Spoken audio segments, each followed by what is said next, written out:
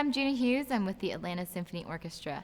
I just demonstrated the A-flat major scale for you, which has 4 flats: B-flat, E-flat, A-flat, and D-flat. A couple things you want to remember when you're playing the scale is you can utilize your thumb B-flat fingering. You go from this to taking this off and sliding your thumb over. You can leave your thumb here for the entirety of the scale. You also want to keep your fingers as close to the keys as possible so that when you're transitioning in and out of A flat, your pinky finger isn't way out here. So keep it nice and curved and close to the key.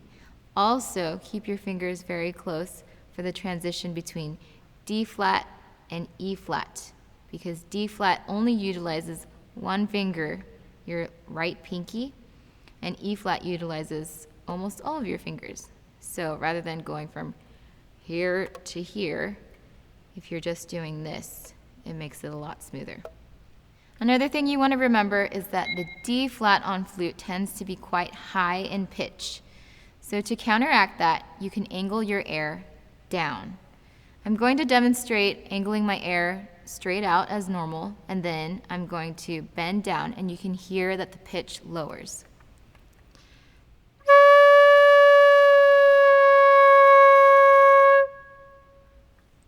You can practice this by taking your hand, cupping it in front of your mouth, and feeling the air follow your hand.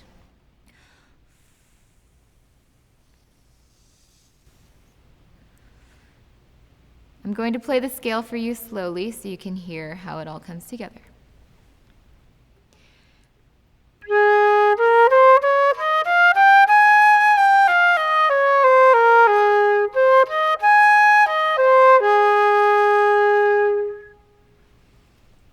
Have fun with it.